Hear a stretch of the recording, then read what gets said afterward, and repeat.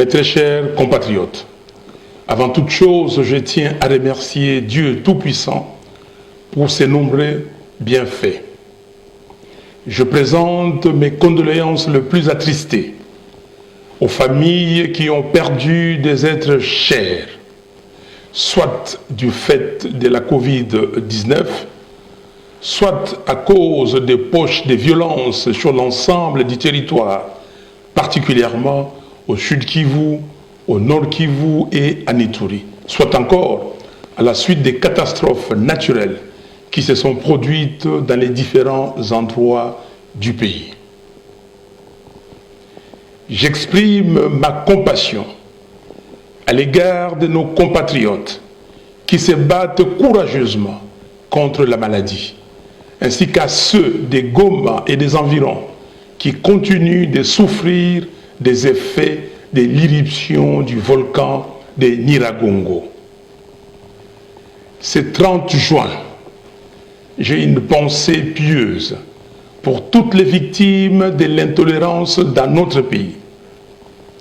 Depuis 2019, la répression des manifestations a malheureusement fait encore des victimes.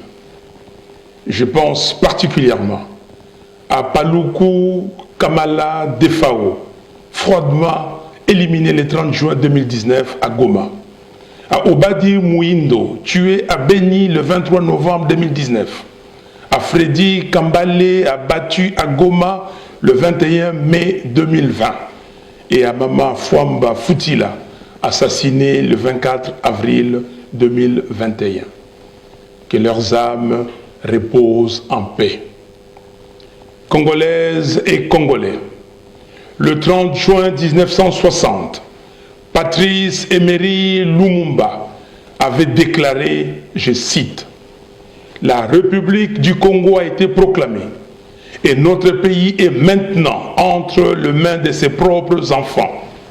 Ensemble, mes frères et sœurs, nous allons commencer une nouvelle lutte sublime qui va mener notre pays à la paix, à la prospérité et à la grandeur. » Fin de citation.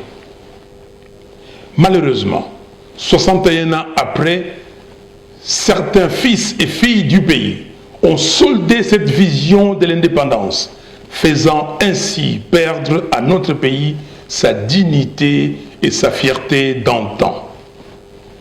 61 ans après, le constat est cinglant. Il n'y a ni paix ni prospérité en RDC. Le vécu quotidien du Congolais est un parcours du combattant. La précarité dans laquelle vit notre peuple défie les notions les plus élémentaires de la dignité. En effet, il n'y a pas d'angoisse plus forte pour un homme que de se lever le matin et de ne pas savoir s'il pourra manger. Il n'y a pas de sentiment plus triste que de regarder son enfant dans les yeux sans pouvoir lui garantir la moindre sécurité.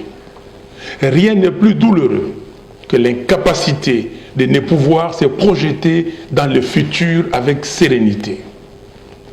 L'angoisse chronique et l'inhumanité dans lesquelles les Congolais vivent en 2021, 61 ans après l'indépendance, est une honte qui doit nous interpeller. Au sens plus large, la RDC se trouve au bas de tous les classements internationaux sur le développement. Depuis 1960, le pays est en chute libre économique. Et malgré les discours sur ses diverses potentialités, la réalité est que les régimes successifs se sont caractérisés par une mégestion dont les conséquences sont visibles aujourd'hui. Dans quel état psychologique se trouvent aujourd'hui les Congolais qui avaient nourri et fondé tant d'espoir en l'avènement d'un nouveau pouvoir, censé être porteur de changements dans leur vie quotidienne? Ces Congolais qui n'arrivent pas à évacuer leurs récoltes, faute de route, et ces familles qui voient leurs enfants mourir par manque de centres de santé et d'ambulances dans leur contrée, mais qui apprennent qu'on a généreusement offert 500 véhicules d'une valeur de 27,5 millions de dollars aux députés parce qu'ils ont obéi à un mot d'ordre. Dans quel état se trouvent ces Congolais clochardisés et malnutris qui apprennent qu'on a détourné 205 millions de dollars du projet du parc agro-industriel de Bukangalonzo et que le dossier a été classé sans suite, comme l'affaire des 15 millions de dollars de pétroliers? Que disent les millions de chômeurs congolais quand ils apprennent que la Commission électorale nationale dite indépendante a dépensé près d'1 milliard de dollars du contribuable congolais sans rendre le moindre compte? Comment se sentent les populations sinistrées d'Ouvira, de Goma et de tant d'autres territoires du pays qui apprennent qu'un groupe de nouveaux riches dilapide chaque jour l'argent de l'État? Que dire alors des éléments de nos forces armées et de sécurité qui n'ont pas suffisamment de rations alimentaires et d'équipements lorsqu'ils apprennent qu'une grosse partie des 450 millions de dollars affectés au programme de 100 jours a été dilapidée? Que pensent les enseignants, le médecin et les fonctionnaires qui savent qu'un petit groupe au pouvoir s'enrichit de manière scandaleuse avec l'argent de l'État? Comment ces millions de Congolais qui n'ont pas accès aux services sociaux de base, eau, électricité, habitat, hygiène, santé, transport, vivent-ils leurs conditions quand on leur dit à longueur de journée que les entreprises publiques sont saignées à blanc par le mandataire public en toute impunité?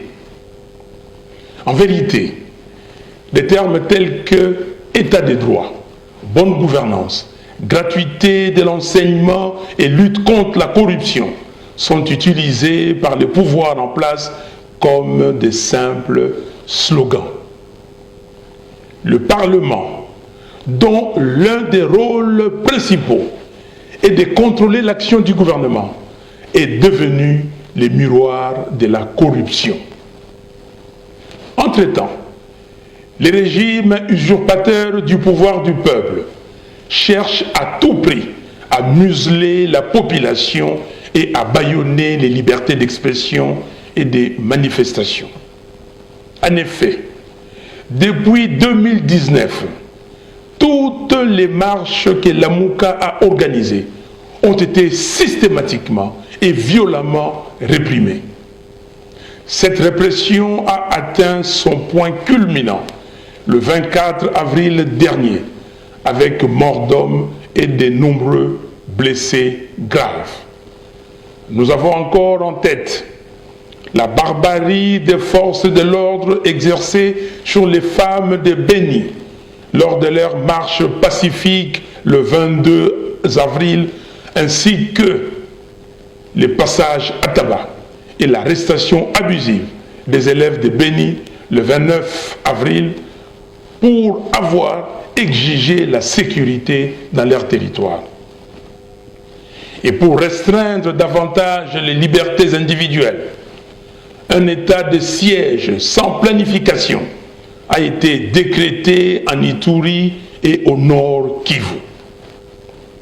Outre le musellement des voix dissidentes, à l'image de l'arrestation récente du député provincial Jean Bosco Assamba de l'Ituri, il y a derrière cet état de siège une volonté manifeste de créer l'illusion de l'action et de détourner l'attention des vrais problèmes structurels qui minent la sécurité du pays. En effet, il n'est un secret pour personne que notre armée est infiltrée par des éléments étrangers qui la rongent de l'intérieur. Nos vaillants soldats et illustres officiers tels que Mamadou Ndala, Lucien Baouma, Félix Mbouza-Mabé ont payé les prix de leur excellence sur le champ de bataille et de leur détermination sans faille à arrêter les calvaires de nos concitoyens. Ils ont été lâchement assassinés. C'est dans ce contexte que les ennemis de la République, en mal de légitimité et au service des forces étrangères, veulent aujourd'hui déstabiliser davantage le pays. Ils surfent sur la corde tribale, alors que notre pays a, au fil des années, bénéficié de la cohésion nationale et défendu son intégrité territoriale malgré les guerres qui lui ont été imposées. Les paroles du premier président de la République, Joseph Kasavubu, sur la cohésion nationale doivent encore résonner dans nos esprits aujourd'hui, quand il disait le 30 juin 1960, je cite, « Nous ne devons pas oublier que c'est à nous désormais à prendre le relais et à rassembler le matériau de notre unité nationale, à construire notre nation dans l'union et dans la solidarité. » Fin de citation. À cet égard, les milices que le pouvoir en place a créées à Kinshasa et à Lubumbashi sont un danger pour la cohésion nationale. Par ailleurs, après avoir nommé de nouveaux juges à la Cour constitutionnelle en violation de la Constitution, l'on veut rééditer l'exploit de la fraude électorale de 2018 en mettant en place une CENI politisée qui sera chargée d'accomplir la volonté d'un homme. Laissez-moi vous le dire solennellement, cela ne passera pas et le peuple congolais s'élèvera comme un seul homme pour s'y opposer avec la dernière énergie. Dans ce domaine, les réformes institutionnelles dont le pays a besoin doivent se faire de manière consensuelle. La CENI doit être totalement dépolitisée afin d'organiser des élections crédibles, transparentes, inclusives, impartiales et apaisées. Car plus jamais aucune union, aucun front, aucune coalition ne pourra se construire ni prospérer contre la volonté du peuple souverain. Ainsi, je demande que la loi adoptée par le Parlement soit retirée, en attendant que toutes les parties prenantes s'accordent sur les éléments clés de cette loi. D'ores et déjà, j'invite le peuple congolais à se tenir prêt pour sortir dans la rue comme en janvier 2015 afin de barrer la route à toute tentative de nouvelles fraudes électorales. Chers compatriotes, permettez-moi à présent d'aborder un sujet qui est devenu presque tabou en RDC, à savoir la gestion de la pandémie de la Covid-19. Les pouvoirs en place s'est montré incapable de prendre des mesures adéquates pour éviter la propagation du virus. La communauté internationale a octroyé un don de plus de 1 700 000 doses de vaccins à la RDC, mais le gouvernement n'a mené aucune campagne de sensibilisation pour faire comprendre aux Congolais les avantages liés à la vaccination. Résultat, 1 400 000 doses de vaccins ont été redirigées vers d'autres pays africains.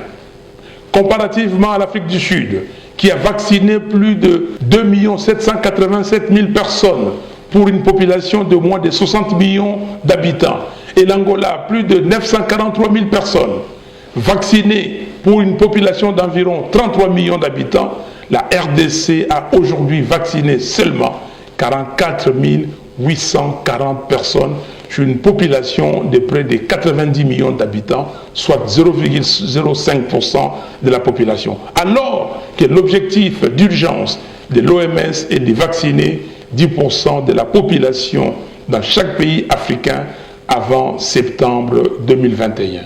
À ce jour, 3 milliards de personnes ont été vaccinées dans le monde. J'ai personnellement pris mes responsabilités et je me suis fait vacciner le 10 juin dernier pour montrer l'exemple de sorte que les Congolais m'emboîtent les pas. Car les vaccins offrent l'avantage d'éviter de développer la forme grave de la maladie et surtout de retrouver une forme de vie normale. Chers compatriotes, notre combat pour les années à venir doit consister à poser les jalons qui feront du Congo un pays fort, digne et prospère à la dimension de ses ressources et de sa position au cœur de l'Afrique. C'est ce Congo-là, rêve brisé de nos pères de l'indépendance, que nous voulons construire dorénavant et pour lesquels nous nous battons en entretenant la flamme de la victoire allumée le 30 décembre 2018. Rien n'est plus sacré que le respect de l'expression du peuple traduite dans les urnes. L'onction qui offre la légitimité nécessaire pour conduire une action salvatrice. Sans institution légitime, sans enrayer la corruption endémique actuelle, le développement du Congo restera utopique. Notre pays n'a pas vocation à demeurer une zone d'extraction des ressources primaires sans leur donner une valeur ajoutée. La paix et la prospérité en RDC passent entre autres par le développement des industries de transformation ainsi que des infrastructures de communication, routes, rails, ports, aéroports, pour assurer la liaison entre toutes les provinces et tous les territoires du pays. Nous devons rester mobilisés et éveillés pour que plus jamais personne ne puisse voler le choix du peuple souverain. De la même manière, nous devons rester vigilants et mobilisés pour réclamer l'exhumation du rapport Mapping. Chers compatriotes, nous n'avons qu'un pays. Et c'est à lui seul, à son drapeau, que nous devons allégeance. C'est dont nous avons besoin. C'est un État organisé, avec des institutions légitimes fortes et un leadership responsable et compétent, porteur d'une vision claire de la place de la RDC, non seulement en Afrique, mais aussi dans le monde. Que Dieu bénisse la RDC et son vaillant peuple. Je vous remercie.